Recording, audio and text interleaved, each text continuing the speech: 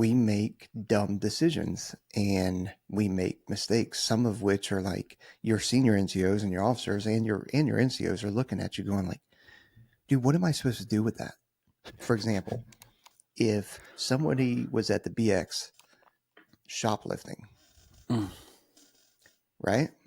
Mm-hmm. I've got scar tissue for this right now, but like, and you're going, dude, what are you thinking? And it's literally just the adrenaline. It's the that's how they get their kicks kind of thing. And I can't relate to that. I don't understand that. I can relate to, okay, I got to get a kick. I got to get some adrenaline. I got to get something going. Like I can absolutely relate to that. Right. But I don't do it by doing something like that. I do it by going and jumping out of a plane, or going to the range of shooting, or riding dirt bikes, or doing whatever, right? I don't do it by shoplifting and breaking the law. And if you're not tracking, the BX is like Fort Knox. Those folks have got cameras everywhere. Like, you got to know what you're getting into. So how many times has that person shoplifted before at other places? And now they needed to up the ante. So what I'm getting at is poor decisions. So that's why, you do get NCOs and senior NCOs just shaking their heads and going like, "The f- you doing?" And that's senior NCOs and officer. And hey, all of them. Guess what? All of them make bad choices. Yeah. How many times have you heard about chiefs having inappropriate relationships with executives, and junior enlisted? Far too often. Happens a lot, right? Yeah. Happens a lot. And They're just trying to get that adrenaline rush. Come on. They just want to. It's not great, is it? But there's a trap there, right? Too. Like when you run into that situation, like you have some choices to make. Like you can deal with that person as an individual, or for the rest of your career, you can paint all E4s and below with this broad brush of criminals that can't be trusted. Like that need to be controlled. And I'm not saying like discipline isn't important and all these other things, but like we've all met those people that are like, if you're walking around and you're a senior airman, like you're just one of them, like you're a problem, and like get a haircut, get your hands out of your pockets, and that becomes like their mantra to like to quell the rising tide of crazy that comes from the junior enlisted. Yeah, if it's a talked about it before, but it's a magical thing to see a senior airman, an NCO, a captain, a major be phenomenal at their job, be motivated, and just make things happen. And I know it's easier for a major to make things happen than it is for an A1C or an E3 or a senior airman to make things happen. But like, and it's hard to articulate what it is, but you know it when you see it, and it's something fantastic about it, and it's awesome to watch. Is it though? Is it easier for them? You know what I mean? You like in the same Is way it that we easier tell for people majors? we tell like teenagers, like, dude, enjoy being a teenager. Go make some mistakes, because there's the consequences aren't that great. I think in a lot of ways in your career, like I think of some of the stuff I did like up through like E6, because you can kind of get away with a lot once you realize it. You can make decisions and do all kinds of things, and what are they going to do to you? Like there's only so much they can do to you as long as you're not actively like hurting somebody or breaking expensive equipment.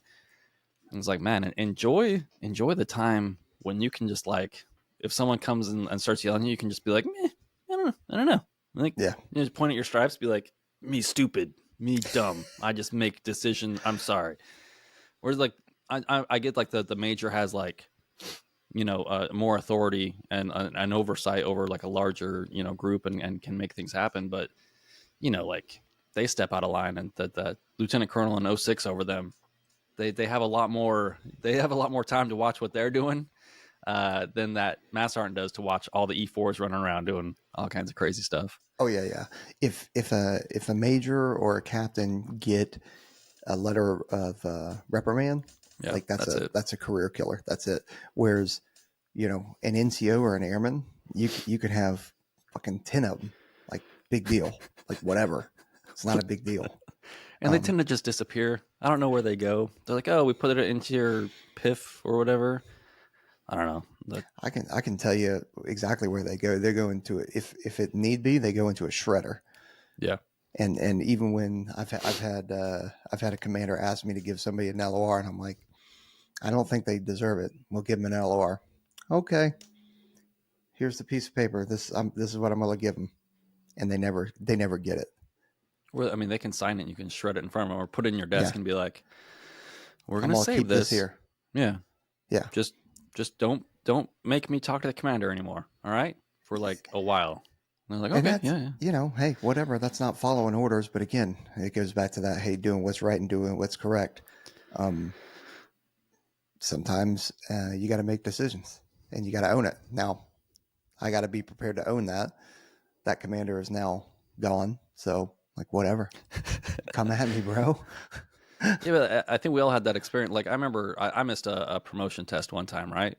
And it's weird. Like sometimes the Big Blue Air Force, especially like weather, can be weird. And I was at the schoolhouse, and there was a lot of excuses I've made up in my head about why I missed promotion testing that day. But they wanted to give me paperwork, and I was so confused. I was like, no, I missed my opportunity for promotion. Like, and I remember the master sergeant like sat me down and was like, okay, like I'm giving you this LO whatever it was, and then like I signed it, and he just like kind of just threw it in his desk amongst the 8 million other pieces of paper he had in there. I know it's his like junk drawer. It's like, okay, well let's go back to the gym. Like, oh, okay, like it's just weird. Like sometimes it's just like he knows me and he knew the situation, but like other people are like, oh, like I don't know. It seemed weird to punish someone for missing. Trent missed his WAPS testing. Yeah, turd. You know. Dude, like, I was very upset about it too, because I was like, the worst part was I was mid workout, and like when you're mid workout and it feels really good, and you got that good sweat going on, and you're in your rhythm, and then I got the phone call, and we were like short instructors, and so like I totally missed that day of appointments, but yeah, they called me over, and I'm just like, could you just let me finish my workout first? Like, got it, I missed it. What are you gonna do about it? Like, it's fine.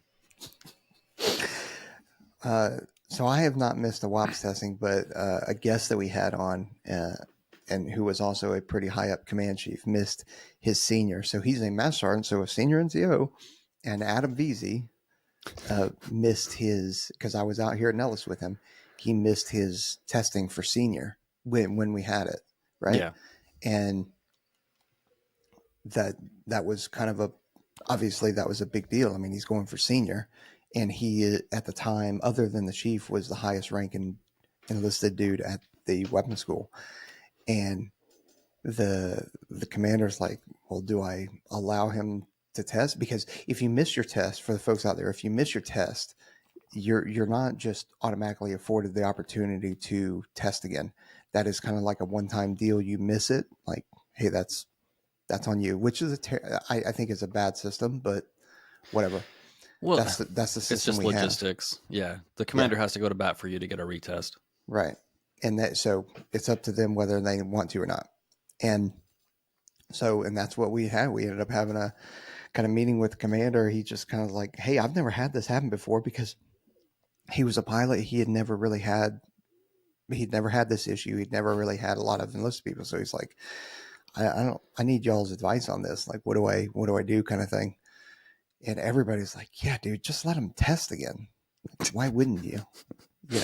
And luckily he is a really good officer. He's in now still, and he's a really good officer, great dude. And he was like, yep, that makes sense. Like, so he signed it. And then look, Adam Veazey made it very first time. I don't know if that was his first time testing, but he made it that time. Yeah. And then went on to be command chief of 2nd Air Force. Yep. So like, imagine if he had not, how far that would have set him back had he not, because seeing that in his records. Oh, I know how far it sets you back. What's that? I know how far it sets you back. How far? Just kidding. I wasn't trying to promote it. Anyway, yeah, sorry. How far does it set you back, Trent? Just 1 year, really. Well, yes, but timing, right? Because how much of promotions and assignments is timing? That's true because like if you knocked that year out of the park and your EPR on the top and like your awards and all that stuff are you're basically like gonna make it and you miss your testing, Mm-hmm. you got to put in another year, and there's no guarantees that you're going to win the awards and do all these other things. Which like I get for all the people that are listening that are in the E4 mafia, they're like, "Oh, that stuff is stupid. And you shouldn't have to do that for promotion." I'm talking about reality. I'm not talking about the way things should be right now. Um, but yeah, like you got to put in a full another year just like that to give yourself the best possible chance. So it can Mm-hmm. be tough. Yeah. And then that plus missing assignments, if you're like, hey, Oh, I'll make it this year and then I'll have a line number and then I could fleet up into this position or this assignment, like that door may close at that point because the timing is just not there.